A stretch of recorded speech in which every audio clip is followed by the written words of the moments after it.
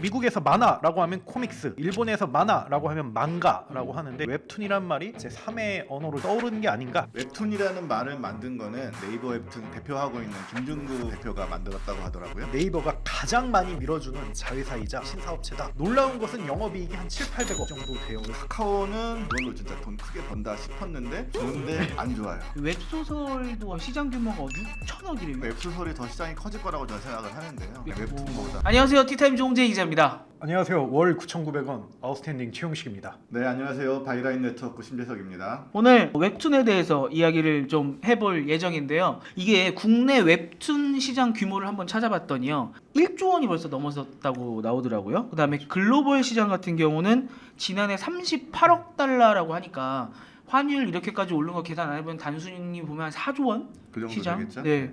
와, 이렇게까지 큰가 싶은데 2028년까지 물론 항상 예상은 좀 크게 하는 경향이 있는데 275억 달러 시장을 예상을 한대요. 이렇게까지 큰 시장인가 싶을 정도인데 이 시장 내에서 이 우리나라의 위상이 어떤가? 이게 아마 제일 많이 궁금하시지 않을까 싶습니다. 저는 좀 이게 현실적인 그런 예측인 것 같아요. 일단은 뭐 네이버 웹툰도 한 4, 5천억 정도 하고 있고 카카오 엔터도 지금 매출 4, 5천억 정도 하고 있거든요. 그래서 아마 더 많을 수도 있고요. 국내 매출이라든지 시장 규모가. 그리고 우리나라도 많이 보지만 사실 중국 굉장히 많이 봐요. 그리고 또 일본도 굉장히 이제 많이 보는 추세고 미국도 마찬가지고. 그래서 성장세라든지 이런 걸 봤을 때 굉장히 빠르게 성장하고 있고 정말 몇 년 안에 수십조 원은 좀 현실적인 예측이다라고 볼 수가 있어요. 그래서 이 와중에 이제 한국 웹툰의 위상을 좀 생각을 해보면 이게 굉장히 이제 진짜 빠르게 그 위상이 높아지는 것 같아요. 일단은 웹툰이란 말 자체가 뭐 다 아시다시피 콩글리시죠. 우리나라에서 나온 말이에요. 아, 그래요? 예, 모르셨군요. 해외에서도 웹툰이라고 써요? 근데 저도 찾아봤는데 테크크런치라든지 뭐 이런 이제 해외 유수 미디어가 웹툰이란 말을 쓰더라고요. 아마 이제 네이버라든지 카카오라든지 보도 자료를 웹툰으로 내다 보니까 그게 이제 완전히 굳어진 것 같아요. 그래서 그것만으로도 이제 굉장히 이제 어느 정도 위상이 올라가지 않았나. 그래서 뭐 미국에서 만화라고 하면 코믹스, 그리고 일본에서 만화라고 하면 망가라고 하는데 이제 웹툰이란 말이 제 3의 언어로 좀 떠오르는 게 아닌가. 그런 걸 봤을 때 이제 한국 시장이 굉장히 이제 크고 있다라고 볼 수가 있고요. 그리고 또 다른 시그널링으로서 이제 네이버 웹툰의 MAU 월간 순 방문자 수가 1억 8천만 명 정도 된다고 해요. 근데 이제 이게 그것뿐만은 아니고 막 여러 가지 막 서비스 섞어가지고 이 정도인데 뭐뭐 있어요, 서비스가? 뭐 라인 망가라는 것도 있고요. 그리고 얼마 전에 인수한 뭐 와패드라는 이제 웹소설 플랫폼도 있고. 그래서 순수하게 이제 네이버 웹툰만으로는 이제 8천만 명 정도 된다고 하더라고요. 근데 이게 어딥니까? 이런 서비스가 없어요, 사실은. 한국 인구보다 많잖아요. 그렇죠. 예, 그렇기 때문에 그걸 봤을 때 굉장히 이제 되게 글로벌에서 그 위상이 대단하다 그렇게 볼 수가 있습니다. 웹툰이라는 말을 만든 거는 지금 네이버 웹툰 사장 대표하고 있는 김중구 대표가 만들었다고 하더라고요. 저기 조석 만화에 항상 네. 등장하시는 네, 그분이 그 전에는 만화라는 그 디지털 만화도 일반 만화책을 스캔 떠서 그냥 온라인에 노출하는 그 정도였는데 이제 웹툰이라는 게 나오면서 이런 연출 자체를 온라인에서 보도록 연출을 하기 시작한 거고 기존의 만화와는 좀 다른 장르다라고 해서 이걸 웹툰이다라고 이름을 붙였는데 그게 이제 우리나라의 어떤 대표 상품이 됐죠. 콘텐츠 산업에서. 그래서 그 아까 그 뭐 커뮤니티에 올리셨잖아요. 뭐 우리 마블 될 수 있을까? 네, 네, 뭐 네. 당연히 그 정도는 아니고요. 지금 상황에서는 네. 그건 아니지만 죄송합니다. 네. 아니지만 근데 이제 가능성이 있는 게 왜 그러냐면 그 코믹스라든지 망가는 아직까지도 지금 오프라인에 의존을 하고 있거든요. 말씀하신 것처럼 이제 그 스캔해가지고 그렇게 보는 수준인데 우리나라는 뭐 거의 최초로 사실 웹이라든지 클라우드라든지 이런 신기술과 접목을 해서 콘텐츠를 지금 서비스를 하고 있어요. 그래서 앞으로 만화 시장도 결국 다 이제 디지털로 옮겨갈 것이기 때문에 그 위상이 더더욱 커질 것이다. 그래서 좀 지켜볼 만하다 그렇게 생각을 합니다. 지금 말씀 들어보니까 이게 망가, 일본 만화가 정말로 전 세계를 휘어잡았었잖아요. 그다음에 코믹스라고 하면 우리가 알고 있는 그 코믹스들이 또 전 세계를 확 잡았던 것처럼 웹툰이라는 게 우리 단어로 이렇게 알려진 거면 이 헤게모니는 지금 우리가 잡고 가는 게 맞는 거잖아요. 그렇죠. 그럼 한국을 필두로 정말로 전 세계가 이 만화를 즐기겠구나라는 생각해도 되는 거죠? 지금 K-팝이 엄청 글로벌로 유행이잖아요. 네네. 근데 한 몇 년 전이야? 7, 8년 전쯤인가요? 유튜브가 장르로 하나의 그 음악 장르로 K-팝을 처음에 등재시킨 적이 있어요. 아, 그때만 해도 한국 음악이 무슨 장르야. 우리도 거기 한국 음악에도 락, 뭐 발라드, 힙합 다 있는데 왜 한국 음악의 장르야라고 했는데 지금은 정말 실제로 한국 음악을 장르처럼 받아들이잖아요. 네. 그것처럼 어쩌면 웹툰도 하나의 어떤 장르처럼 받아들여질 수도 있다는 생각이 드네요. 우리나라의 웹툰을 해외에서도 이 단어를 쓰고 있다까지는 알겠는데 그러면 이 전 세계적으로 주요 플레이어가 좀 어떻게 되나를 알아봐야 우리가 거기에서 포지션이 어떻게 되나 좀 알 수 있을 것 같아요. 그러면 이 전 세계적으로 요 웹툰을 서비스하는 주요 플레이어들은 좀 어떻게 되나요?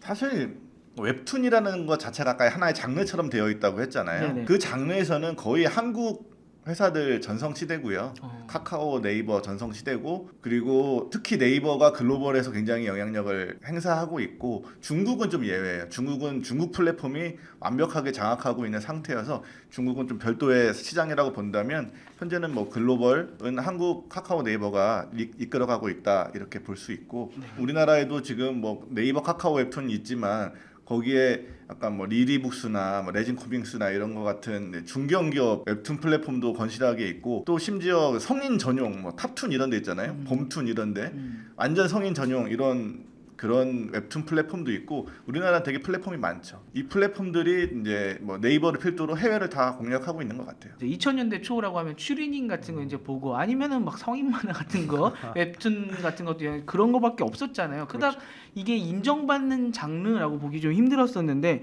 이게 어쩌다 갑자기 시장이 이렇게 커지게 된 겁니까? 그러니까 제가 예전에 2000년 전후로 이제 기억나는 인터뷰가 있어요. 그때 이제 뭐 지금도 그렇지만 가장 권위 있는 만화가가 허영만 선생님이었는데 인터뷰어가 이제 물어봤어요. 허영만 선생님에게 한국 만화 산업이 너무 안 좋다 상황이 그거 어떻게 해야 되냐라고 물어봤는데 허영만 선생님이 노답이라고 이렇게 얘기를 뭐 대놓고 노답이라고 한 건데 그냥 뭐 정확한 워딩은 답이 없네요라고 이렇게 얘기를 했어요. 그 정도로 안 좋았어요. 왜냐면 이제 뭐 선배님은 아시다시피 이제 도서 대여점 때문에 이용자들이 이제 그 만화를 구매하려고 하지 않고 빌려보기 때문에 시장이 순식간에 뭐 팍 쪼그라들었죠. 맞아요. 예. 예.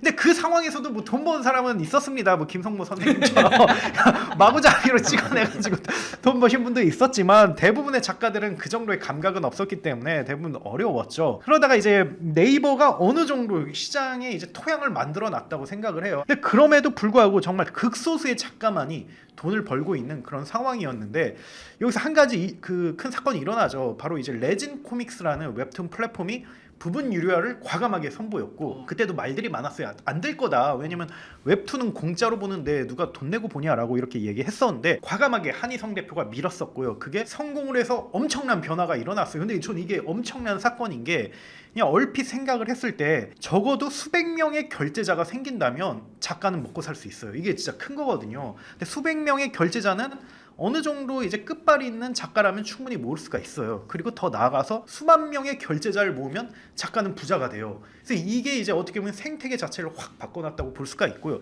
이때부터 엄청난 양적 성장이 시작됐다고 볼 수가 있습니다. 사실 2000년대 초반에 한국 만화 시장은 다 죽었죠. 아까 그 말씀하신 대로 대여점도 큰 이유였고 왜냐면 당시에 그 IMF를 겪으면서 자영업자들을 좀 만들어주는 직장들이 다 망하니까 적은 자본으로 뭐 도서 대여점 같은 걸 막 할 수 있게 막 정부 차원에서 좀 지원하고 그래가지고 그러다 보니까 아무리 잘 그려도 최근 만화 대여소 그 도서 대여점만큼 팔리고 아무리 못 그려도 도서 대여점만큼 팔려요. 네.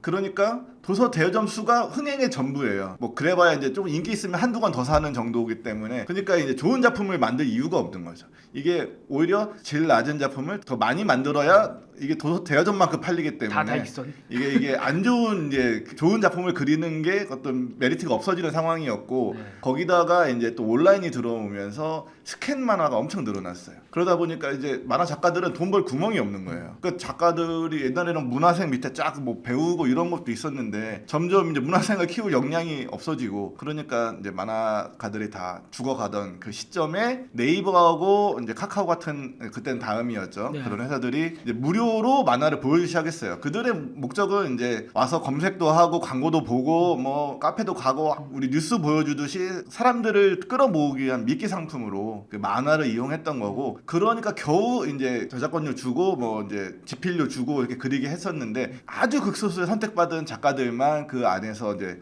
살고 있었는데 말 그대로 처음으로 저 레진 코믹스가 유료화라는 걸 시도했고 레진이 이제 그걸 처음에 이제 시도했다는 건 작가들도 인정을 하는데 여기서 레진은 그래도 조금 돈을 벌었지만 성공적으로 안착했다고 스스로는 하지만 이 시장을 빵 터트린 건 제가 보기에는 카카오의 기다리면 무료거든요. 네. 그러니까 이게 사실 유료인데 무료래 기다리면 사실은 유료화를 하면서 무료라고 이름을 붙여놓으니까 엄청나게 사람들이 무료처럼 느껴지나 봐요.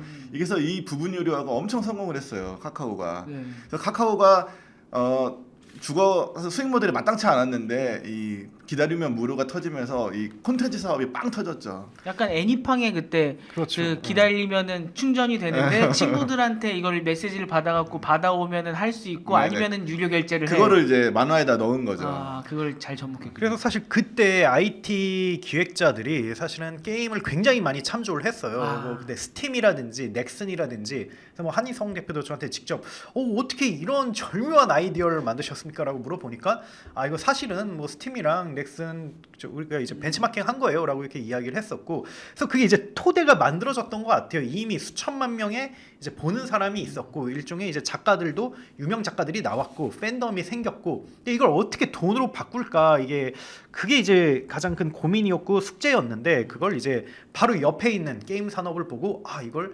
그대로 도입하면 되겠다라고 했는데 이게 정말 이제 절묘하게 맞아 떨어져가지고 이제 순식간에 산업화가 된 거죠. 거기에 도전 만화, 뭐 베스트 도전 이런 것들이 또 엄청나게 역할을 한 거죠. 옛날에는 이제 출판사가 만화 할 때 약간 간택하는 거였잖아요. 그랬는데 이제는 밑에서 우리 유튜버들 지금도 우리도 하고 있지만 어떻게든 시청자의 간택을 받기 위해서 막 엄청 노력을 하잖아요. 네. 근데 도전 만화요 그런 사람이 엄청 많아요. 그리고 또 베스트 도전에도 엄청 많고 그 단계 올라서 겨우 네이버 웹툰의 작가가 되기까지 수많은 도전과 수많은 그 작가들이 시도를 하기 때문에 옛날에는 아까 말했듯이 작품의 수준이 떨어지는 상황이었는데 지금은 이제 다시 올라가는 상황이 되니까 또 이제 독자들도 늘어날 수밖에 없는 상황이죠. 그리고 또 하나 언급하고 싶은 거는 사실 웹툰이란 플랫폼이 여러 가지 콘텐츠 플랫폼 중에서 뭐 SNS라든지 유튜브라든지 이런 것 중에서 가장 트렌디해요 사실은. 그리고 중고등학생들이 가장 큰 영향을 받고 있거든요. 그래서 중고등학생들의 이제 판타지가 굉장히 투영된 작품들이 많아요. 뭐 예를 들면 뭐 일진물이라든지 아니면 뭐 연애물이라든지 이런 게 있어서 그런 이제 뭐랄까 이제 트렌드를 리딩한다 좀 이런 게 굉장히 이제 웹툰 산업이 성장하고 유료화하는데 큰 도움이 됐던 것 같아요. 네.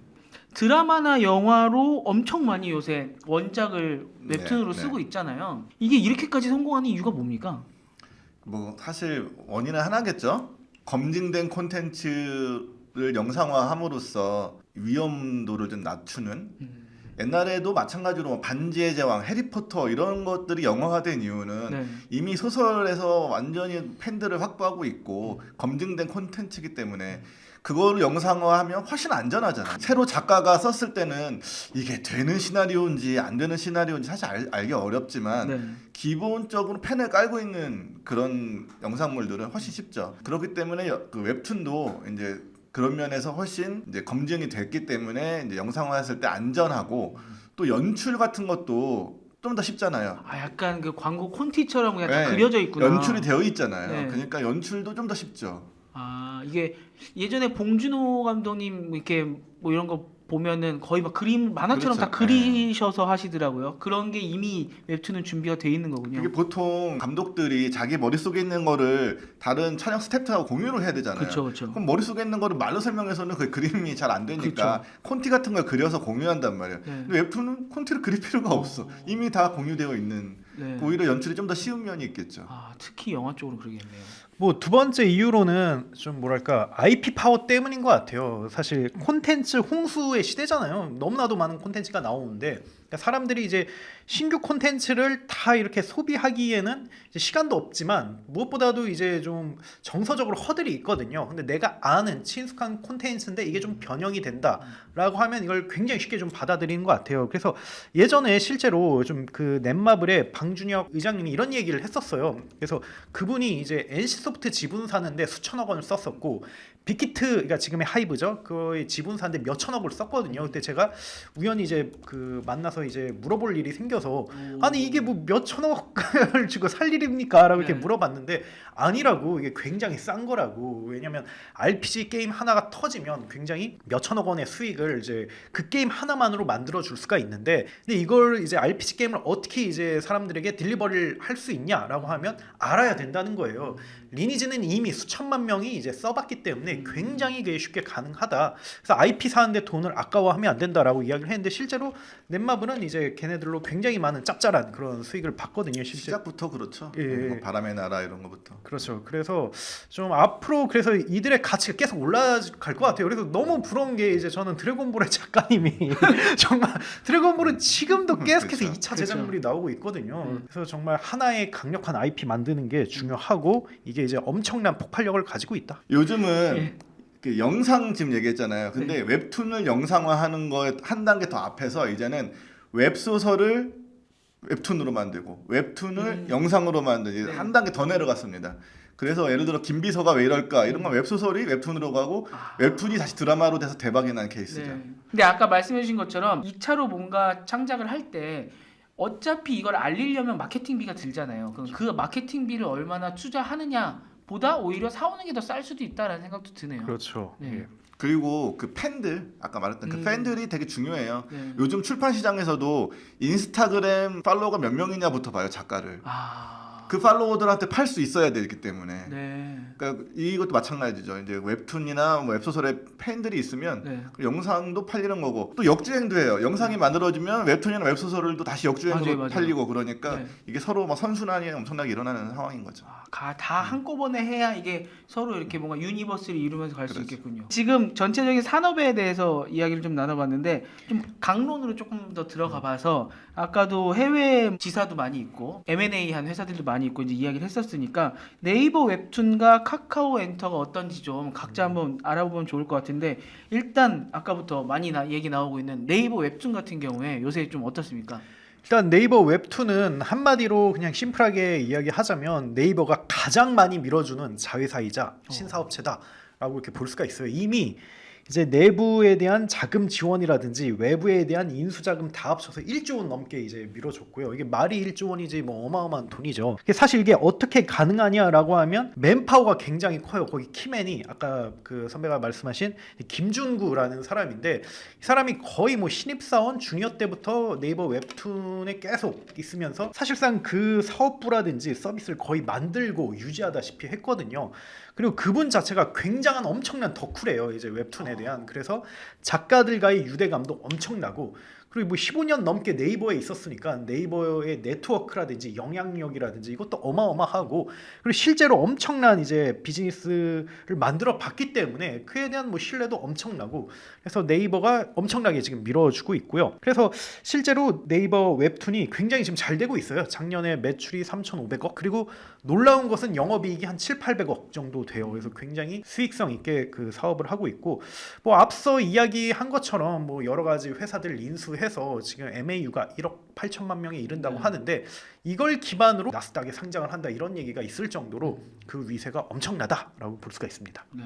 김준구 대표 같은 경우에는 만화가들 사이에서는 그냥 만화인으로 인정해 준다고 하더라고요. 아 그래요? 네. 보통 이게 플랫폼 안 좋아하잖아요. 작가들이나 그렇죠, 이런 그렇죠. 그런 사람들은 네. 좋아할 수가 막 내돈 뜯어가는 사람처럼 보이시잖아요, 사실. 네. 근데 김준구 대표는 그냥 우리 식구 이렇게 인정을 하는 것 같더라고요. 그렇죠. 뭐 같이 뭐 숙박을 같이 하기도 하고 뭐 마감 때 뭐 계속해서 이제 독려하기도 하고 그래서 이제 만화가들이 정말 이제 뭐랄까 이제 헌정이 의미를 담아가지고 그를 이제 캐릭터에서 만화에 여러 번 출연시키기도 하고 그런 거 보면 정말 좀 진심 어린 존중과 그 리더십을 가지고 있지 않나. 그분 인터뷰할 때 약간 충격적이었던 게 만화를 3권씩 산대요. 한 번, 근데 그러니까 하나 살 때? 그 전에도 이제 덕후였기 때문에 만화책이 엄청 많은데 살 때 3권씩 산대요. 하나는 내가 볼 거, 하나는 남 빌려줄 거, 하나는 포장해서 딱 보관해둘 거. 와. 이렇게 두 개까지 이야기인데 빌려주는 것까지. 빌려달라는 사람도 있으니까 근데 빌려주면 안 돌려오고 막 그렇죠. 이러니까 그걸 대비해서 3권을 산다고 하더라고요. 또 하나 일화 중에 하나가 옛날 이현세 작가가 네네네. 무슨 자기 초기에 그린 이런 게 자기 가진 게 없는데 네. 김중구 대표가 선물로 줬다고 하더라고요. 자기 내가 거를. 갖고 있습니다. 이렇게. 그러니까 그분은 시장을 같이 만들어준 분으로 이렇게 만화인으로 다 인정을 하고 계시는 거군요. 그렇다고 하면은 저기는 어때요? 카카오엔터 같은 경우는 좀 어떻습니까 지금? 카카오는 좋아요. 좋은데 안 좋아요. 그럼 뭐예요?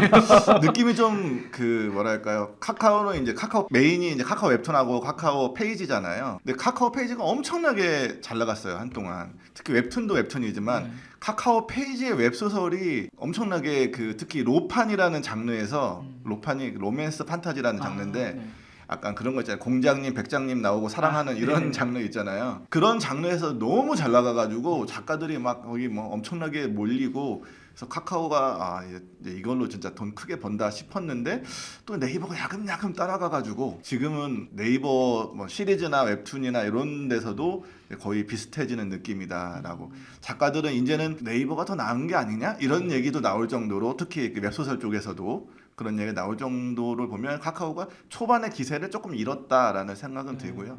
그래도 근데 피코마라고 일본에서 하는 플랫폼이 있는데 네. 그게 워낙 잘 나갑니다 지금도. 거기가 일본을 꽉 잡고 있는 건가요? 네, 일본 시장에 이제 네이버에서는 우리가 1등이야라고 주장하지만 네이버는 거기에 나인 망가하고 이북 네. 재팬 두 개 합치면 우리가 좀 더 많아라고 아. 이제 우기는 상태고 네. 사실 이제 플랫폼 대 플랫폼으로 보면 이제 카카오 피코마가 제일 잘 나가죠. 실제로 이제 카카오 페이지의 경우 매출이 작년 기준으로 이제 5천억 정도 돼요. 물론 이제 이게 엔터라든지 이런 게 다 합친 거라 가지고 네. 단순히 이제 그것만으로 따질 수는 없지만 그래도 뭐 여기에 이제 피코마라든지 이런 거 합치면 사실 네이버보다 좀 매출이 많은 건 확실한 것 같고요.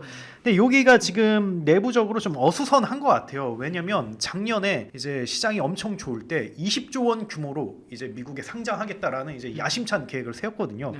그리고 그 일환으로 뭐 이제 레디쉬라든지 타파스 미디어라든지 한국인 창업자가 이제 해외에서 운영하는 그런 웹툰 플랫폼을 대거 사들였어요. 여기에 추가로 그 엔터 회사들도 굉장히 많이 사들였거든요. 그래서 어떻게 보면 좋게 보면 이제 넥스트 CJ 뭐 이런 느낌이 나는데 근데 내부적으로 이야기해 보니까 굉장히 이제 조직 문화상이라든지 아니면 운영상 좀 난감한 일이 있다고 하더라고요. 그래서 그분들의 말에 따르면 이제 빠따치는 문화에서 아니면 모두가 수평한 문화까지 굉장히 다양한 문화가 공존하는 곳이다. 그래서 이제 뭐 빠따치는 문화는 이제 그 엔터 회사들이 굉장히 보수적이고 드라마 제작사라든지 이런 데가 뭐 실제 빠따치지는 않대요. 뭐 그런데 그런 이제 여러 가지 문화가 있고 게다가 이제 여러 가지 회사가 결합된 상태라 가지고 굉장히 지금 교통 정리가 필요하다. 그래서 좀 약간 어수선한 한 그런 분위기인 것 같습니다. 매출로만 비교해 보니까 카카오의 그 이제 스토리 부문만 따로 보니까 2,964억이더라고요 3분기에. 그리고 네이버 3분기에 이제 네이버 웹툰 웹소설이 2,685억 원이에요. 그러니까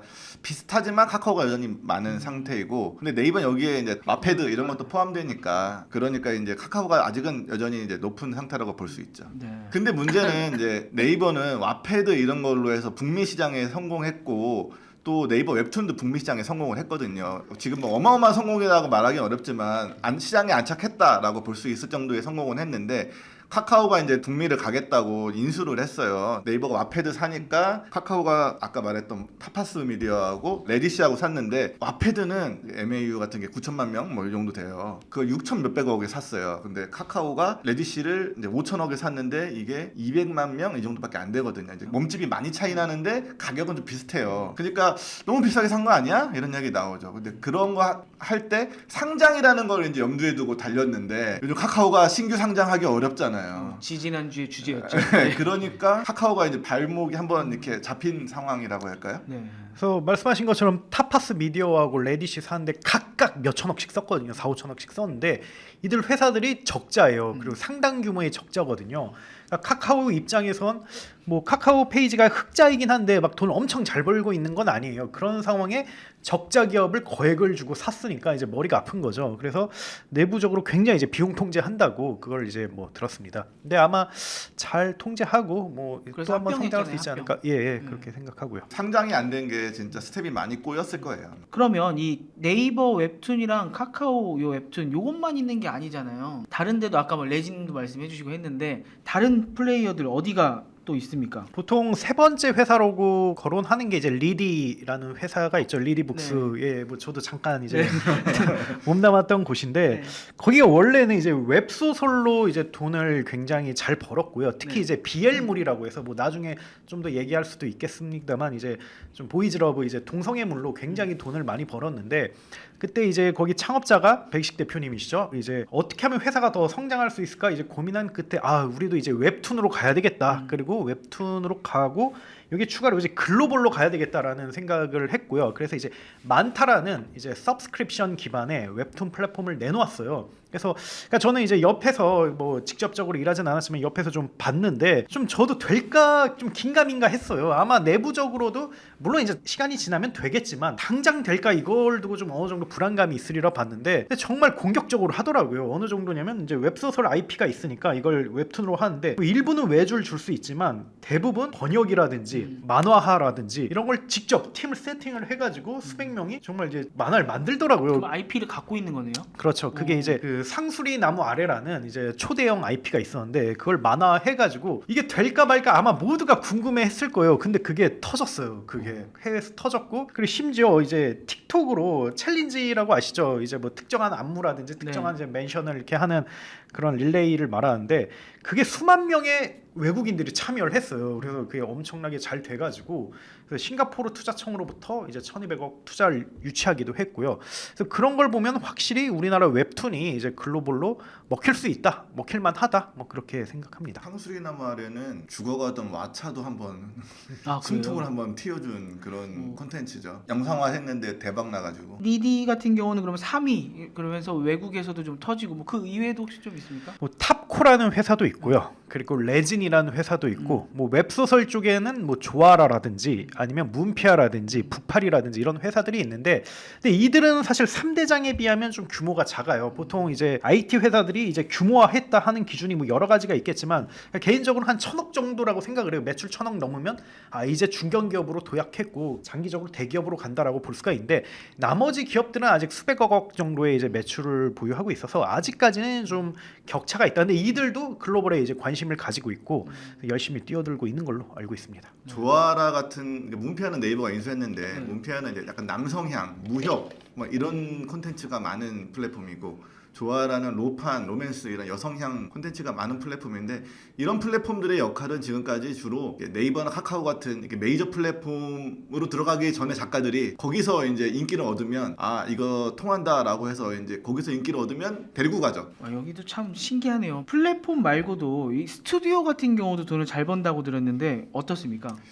돈을 잘 번다라는 이제 기준이 뭐 뭔지 잘 모르겠지만 이 스튜디오라는 개념이 나온 지 얼마 안 됐어요. 스튜디오 옛날에는 아까 문화생이라고 했잖아요. 네. 왕 작가 한 명이 밑에 있는 이제 약간 그 서브 작가들을 거느리고 있는 상태였고 그 뒤에는 작가들이 약간 에이전시에 소속된 느낌이었어요. 기획사 이런 데. 네, 소속사 뭐 이제 일정 관리 해주고 회계 관리 좀 해주고 이런 약간 스텝 부서를 에이전시가 해주는 역할이었다면 요즘은 스튜디오라고 해서 작가들 한 대여섯 명이 이렇게 하나의 회사를 만들어요. 법인을. 유튜브로 치면 MCN 같은 약간 느낌. MCN하고 좀 다른 게 그래요? 이들은 저작권을 갖고 있잖아요.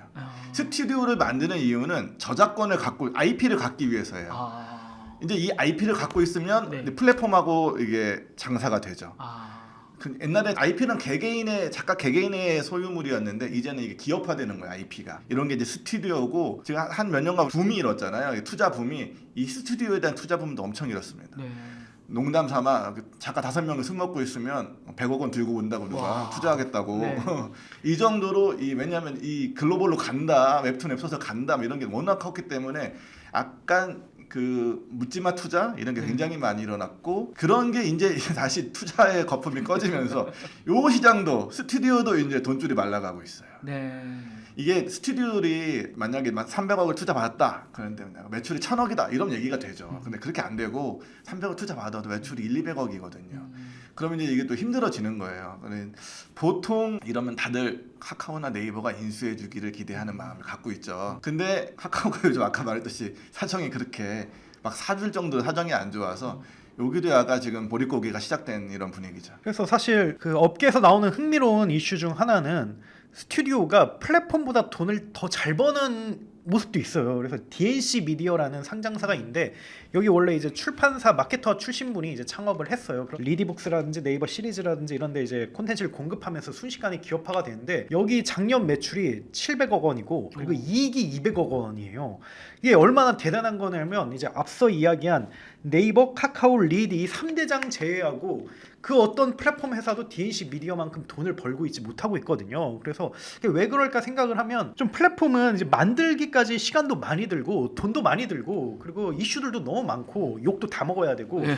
그런데 이제 스튜디오는 정말 괜찮은 IP 하나를 제대로 터트리면 그러면 어차피 이제 플랫폼도 많고 글로벌로 나갈 수 있으니까 굉장히 이제 린하게 움직이면서 돈을 많이 벌 수가 있는 거죠. 아까 말씀하신 이제 나 혼자만 레벨업도 이제 거기서 만든 거였고요. 그래서 요즘 플랫폼 만능주의는 좀 경계해야 되지 않을까. 플랫폼을 잘 이용할 수 있고 플랫폼에 잘 납품할 수 있다면 좀 보기에는 그렇게 좋지는 않아도 굉장히 돈을 잘 벌 수 있다. 이게 좀 웹툰 업계에서 나온 트렌드 중 하나입니다. 이 스튜디오가 많이 생기게 된 이유가 웹소설 때문이에요. 웹소설로 웹툰으로 만드는 이 스튜디오들 대부분이거든요. 물론 이제 오리지널로 작가들끼리 모여서 이제 우리 웹툰을 그려보자 이런 스튜디오도 있긴 한데 그거는 이제 아까 말했듯이 될지 안 될지 모르고 그리는 거잖아요. 근데 네. 웹소설을 웹툰으로 바꾸면 이게 된다는 걸 확신을 갖고선 웹툰으로 그려지는 거기 때문에 이 스튜디오를 굉장히 많습니다. 이 웹소설 작가들의 IP들을 모아가지고 스튜디오를 만들어서 웹툰으로 그리고 그거를 이제 플랫폼에 넣고 그게 나중에 영상으로 되고 이제 시너지가 나는 거죠. 말씀 뭐 보니까 이 넷플릭스랑 영화사 관계랑 좀 비슷하네요.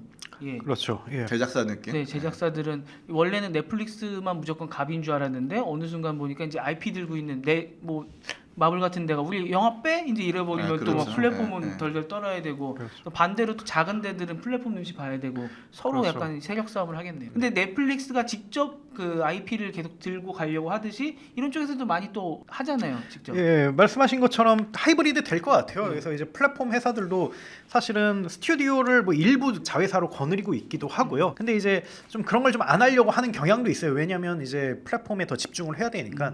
그래서 근데 어쨌든 어느 정도 하이브리드가 이루어지고 있고요. 스튜디오들도 지금은 안 그렇긴 한데 제가 봤을 때 어느 정도 시간이 지나면 좀 플랫폼 만들 수도 있지 않을까 싶고요. 그리고 실제 뭐 조아라 같은 그런 플랫폼은 이제 그 창업자가 작가분이셨거든요. 그래서 그런 어느 정도의 이제 하이브리드가 있을 것 같다 그렇게 생각합니다. 그렇군요. 아, 재밌네요. 이게 영화랑도 또 거의 비슷하게 가는 것 같기도 하고. 이 웹툰 인기까지는 아무튼 워낙 웹툰이 원작 기반이 되는 영화도 많았고 저도 이제 예전에 많이 봤고 그래서 실감이 되기는 되는데요.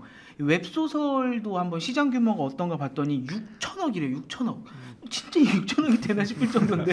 웹소설 보는 사람 엄청 많아요. 와, 그래요. 이게 너무 신기하더라고요. 근데 아까도 잠깐 말씀해 주셨지만 아웃스탠딩이 몸을 담으셨던 이 리디 같은 경우도 또 웹소설로 굉장히 그렇죠. 또 많이 일어서셨잖아요. 그렇죠. 예. 웹소설에 대해서도 좀 말씀을 해주세요. 일단 웹소설은 제가 봤을 때 뭐랄까 보세요. 많이는 안 보고 몇 번 봤는데 많이는 안 보고요. 근데 이제 좀 웹툰과 좀 다르면서도 굉장히 비슷한 것 같아요. 아무래도 비슷한 점은 가상의 뭐 스토리를 쓴다는 게 비슷하긴 한데 좀 다른 거는 그리고 좀 약간의 이제 규모의 차이를 가른 거는 웹툰은 좀 산업화하기에 좀 유리한 것 같아요. 예를 들면 이제 뭐 만화를 만드는데 이제 굉장히 다양한 작가들이 참여할 수가 있고요. 뭐 지금은 사실 이제 웹툰의 이제 그림을 보면 단순히 그냥 한 사람이 그린 게 아니라 굉장히 고급화된 뭐 현대화 같다, 이렇게 일러스트 같다 이런 느낌이 들 정도거든요. 근데 그게 이제 다수의 이렇게 예술가들이 참여하기 때문에 그렇고요. 그리고 유통이라든지 마케팅이라든지 이런 것도 전문가들이 다 좀 하거든요. 근데 웹소설은 뭐 어느 정도 이제 뭐 분업화라든지 현대화가 되긴 했지만 그것보다 좀 덜한 게 있는 것 같아요. 그래서 비용 구조라든지 이런 건 이제 웹툰이 이제 무겁지만 대신에 그만큼 그만큼 이제 뭐 매출 많이 일으킬 수 있는 것 같고요. 웹소설은 좀 그렇지 못한 그런 좀 차이점이 있는 것 같습니다. 아마 웹소설이 더 시장이 커질 거라고 저는 생각을 하는데요. 웹툰보다요? 네, 웹툰보다. 오. 안 보는 사람들은 웹소설 왜 보나 이런 생각을 하겠죠. 보세요. 저는 가끔 보죠. 네. 그 무협 좋아하세요? 무협? 무협은 제가 잘 안 봐요? 아, 요즘 광마해기 재밌는데. 그 옛날에 우리 만화방 같은 데 가면 700원짜리 무협 소설이 있었거든요. 저희 때는 뭐 묵향 뭐 막 이런 거 옛날 영웅문 이런 류의 그런 무협 소설들이 다 웹소설로 넘어왔고 네. 또 만화방 가면 할리퀸이라고 해서 그 여성들이 보던 조그만 책이 있거든요. 약간 로맨스 하면서 백장님과 뭐 공장님을 만나는 스토리 그거 네. 약간 신데렐라 스토리들이 많이 있는 그런 책들이 다 웹소설로 넘어왔어요. 약간 서브컬처 장르 소설들이 다 일단 웹소설로 왔고 이제는 또 그걸 넘어서 단순히 그런 서브컬처를 넘어서 약간의 통속 소설 정도는 다 이제 웹소설로 넘어왔다고 봐야 돼요. 순수 문학이 아니라면 웹소설로 왔다 이렇게 봐야 되고 네. 또 이게 웹툰은 그림이라는 기본적인 스킬이 필요하잖아요. 그렇죠. 약간 장벽이. 네. 네. 근데 웹소설은 상상을 할 수 있는 사람이라면 누구든 도전해 볼 수 있거든요. 그래서 기자 중에도 웹소설 쓰는 사람 많아요. 그러니까 그거 여쭤보고 싶은데 좀 많이 듣지 않으셨어요? 기자 중에서 웹소설로 돈 벌었다는 그게 사람? 뭐 돈 벌었다는 사람은 못 들었고 쓴다는 사람들은 많이 봤죠. 네. 저는 들은 분 있는데. 네, IT 아이모사? 쪽에. 예, 아이모사. 맞아. 그분에. 네. 그분 뭐 몇 건 내셨다고. 네, 그런 지금. 분들도 있고 네. 또 뭐 전직 기자 중에 아시는 분들도 아침마다 비애를 쓴다는 소문을 제가 들어요. 웹툰은 글로벌화가 될 수도 있겠다라고 생각을 하는데 웹소설은 아무래도 이 소설이다 보니까 이 글의 맛 이런 게 네네. 좀 있어서 이게 글로벌 시장에서도 우리의 웹소설이 터질 수 있을까라는 좀 의문은 들더라고요. 글로벌로 간다는 게 이제 두 가지 의미가 있을 거예요. 우리의 콘텐츠가 글로벌로 가느냐 아니면 우리의 플랫폼이 글로벌로 가느냐 이건 좀 다른 얘기거든요. 네. 예를 들어 우리 왓패드 인수했을 때 왓패드에 네이버가 왓패드를 인수했다고 한국 웹소설을 갖다가 왓패드에 막 넣는 게 아니거든요. 물론 뭐 인기 있는 나 혼자봐 레벨업 이런 카카오의 그런 콘텐츠들은 해외 플랫폼으로도 내보내긴 하는데 그러니까 특정한 몇몇 콘텐츠가 아니라면 보통 현지에서 소싱을 하죠. 콘텐츠를. 그러니까 플랫폼이 나가는 거지 네. 콘텐츠 자체가 나가는 건 아니고 페이스북이 나가는 거지 페이스북 안에 있는 글이 나가는 건 그렇죠. 아니다. 네, 그렇다고 볼 수 있고 그런 거군요. 그렇다고 해서 못 나가는 건 아닙니다. 번역이라는 걸 통해서 나갈 수 있죠. 우리 드라마 중에 철인왕후 이런 드라마 네. 원작은 중국 웹소설이거든요.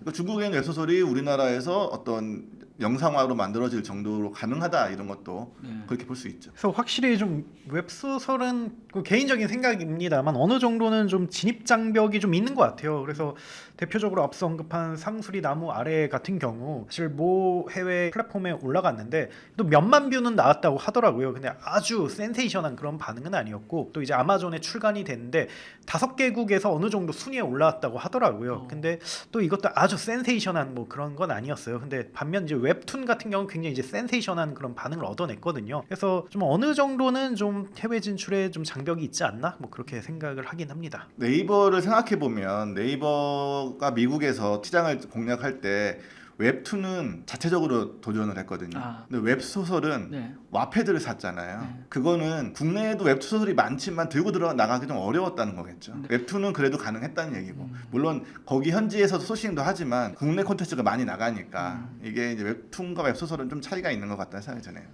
마지막으로 하나 질문을 드리면 웹툰과 웹소설의 미래 과연 이 웹툰과 웹소설에서 제2의 마블이 나올 수 있을까라는 제가 썼던 그 글에 과연 어떻게 전망하시는지 두 분의 전망을 한번 좀 마지막으로 들어보도록 하겠습니다. 좀 마블은 잘 모르겠어요. 근데 또 마블을 지향한다고 해서 그게 또 정답이라고도 생각을 하지 않아요. 분명히 우리가 하는 건 이제 K 웹툰이 계속해서 영향력을 늘려가고 그래서 이제 여러 이제 국가들 중에서 좀 앞서 있는 뭐 이 정도가 이제 현실적으로 저희가 바랄 수 있는 게 아닐까 그리고 이게 가장 바람직하지 않을까 그렇게 생각을 합니다. 아까 말했듯이 이 웹툰이라는 거는 만화를 온라인화 시킨 어떤 하나의 엄청난 장르로 개척되고 있는 거거든요. 그렇죠. 근데 이게 점점 온라인화 되면 디지털화 되면 될수록 가능성이 높은 장르가 되는 거예요.